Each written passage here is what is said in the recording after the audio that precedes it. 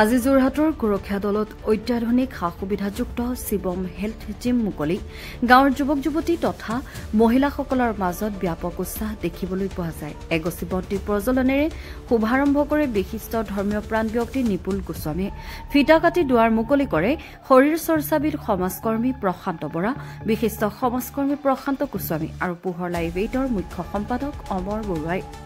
যোৰহাটৰ জ্যেষ্ঠ শৰীৰ চৰ্চাবিদ অশোক দত্তৰ সুন্দৰ পৰিকল্পনা আৰু নৱপ্ৰজন্মৰ যুৱক যুৱতীসকলৰ সুস্থ শৰীৰ হোৱাৰ লগতে মানসিকভাৱে শক্তিশালী হ'বৰ বাবে এই জিম মুকলি কৰে।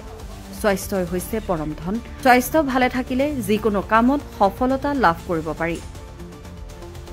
জিমটো মুকলি হোৱাৰ লগে লগে জ্যেষ্ঠ ব্যক্তি মহিলাসকল আনন্দিত হোৱাৰ লগতে শৰীৰ চৰ্চা কৰাত ব্যস্ত হোৱাও দেখা গৈছে। আন্তঃৰাষ্ট্ৰীয় পৰ্যায়ৰ খেলুৱৈ মুকুটমণি শইকীয়াই আগধৰা অনুষ্ঠানটোত বিশিষ্ট অতিথিসকলে অশোক দত্তৰ পদক্ষেপক ভূয়সী প্ৰশংসা কৰাৰ লগতে নৱপ্ৰজন্মসকল যুৱক যুৱতীসকলক যদি সুস্থ সবল হৈ থাকে নিশ্চয় ক্ৰীড়াৰ ক্ষেত্ৰত আগবাঢ়ি যাব পাৰে। শুভ উদ্বোধন অনুষ্ঠানটোত বিশিষ্ট সমাজকৰ্মী অনিল আচাৰ্য, ক্ষীৰেশ্বৰ দত্ত, চিকিৎসক কে শৰ্মাৰ লগতে স্থানীয় বহুসংখ্যক জ্যেষ্ঠ ব্যক্তি উপস্থিত থকাৰ লগতে আন্তঃৰাষ্ট্ৰীয় পৰ্যায়ৰ খেলুৱৈ অমৰজিৎ লাহন, ৰাষ্ট্ৰীয় পৰ্যায়ৰ খেলুৱৈ অমৰ গগৈৰ লগতে বহুকেইগৰাকী শৰীৰ চৰ্চাবিদ আৰু খেলুৱৈ উপস্থিত থাকে। ব্যুৰো ৰিপৰ্ট, পোহৰ লাইভ 8।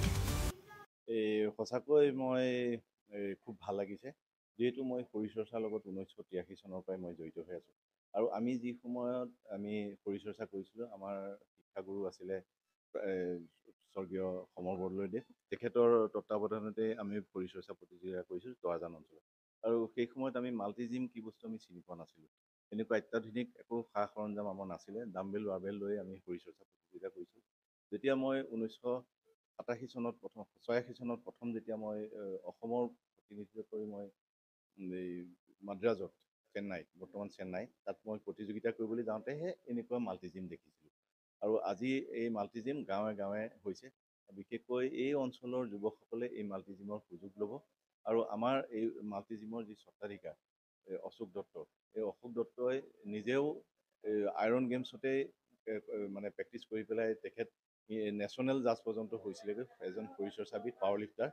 গতিকে অশোক দত্তৰ আজি উদ্যোগত তেখেতসকলৰ পৰিয়ালবৰ্গৰ সহযোগত আজি এই মাল্টি জিম ইয়াত উদ্বোধন কৰিবলৈ পাই মই সঁচাকৈ ভাল পাইছোঁ। বিশেষকৈ এই এনেকুৱা ভিতৰুৱা অঞ্চলবিলাকত এই জিমৰ দ্বাৰা ইয়াত থকা সকলো যুৱক যুৱতীসকল যথেষ্টখিনি লাভান্বিত হ'ব। আৰু বিশেষকৈ আমাৰ যুৱকসকলৰ যি যুৱ উশৃংখলতাৰ সৃষ্টি হৈছে, সেই যথেষ্টখিনি তাত পৰিত্ৰাণ পাব বুলি মই আশা ৰাখিছোঁ।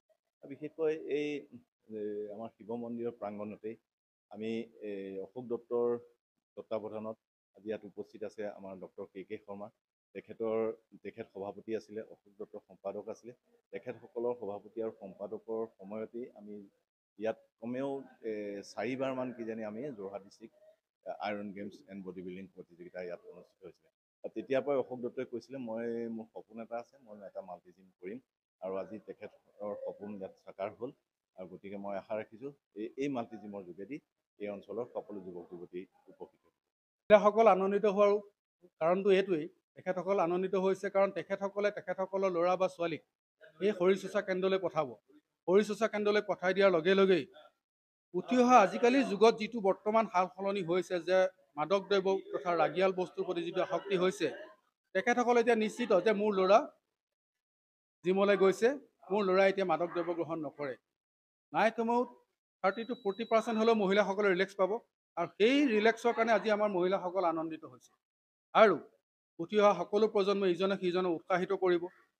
ইয়াৰ লগে লগে অলপ ব্যস্ততাৰ কাৰ্যসূচীও বাঢ়িব, তথা তাৰ উপৰি প্ৰতিযোগিতামূলক যিটো ৰাষ্ট্ৰীয় তথা ৰাজ্যিক তথা প্ৰতিযোগিতাসমূহত অংশগ্ৰহণ কৰিবলৈ সুবিধা পাব। এই সুন্দৰ প্ৰচেষ্টাৰ আৰম্ভণি ঘটাইছে আমাৰ অশোক দত্তই শিৱম হেল্থ ক্লাবৰ দ্বাৰা। আমাৰ এই পিছপৰা অঞ্চল বুলিয়ে ক'ম, কিন্তু মই এতিয়াৰ পৰা আমি এই অঞ্চলক পিছপৰা অঞ্চল বুলি নকওঁ। আমি এখন জাগত জিলিকা অঞ্চল, কাৰণ ইয়াৰ পৰা আমাৰ প্ৰতি বছৰে নতুন নতুন প্ৰতিভা উৎপন্ন হ'ব। এই মনটো মোৰ ভাল লাগিছে, মানে কি মই এইটোৰ লগত জড়িত সৰুৰে পৰা। আৰু উঠি অহা প্ৰজন্ম যাতে ভাল হয়, সেইটো কাৰণ পদক্ষেপত মই এই বস্তুটো চিন ৰাখি যাম বুলি হেৰি কৰিছোঁ।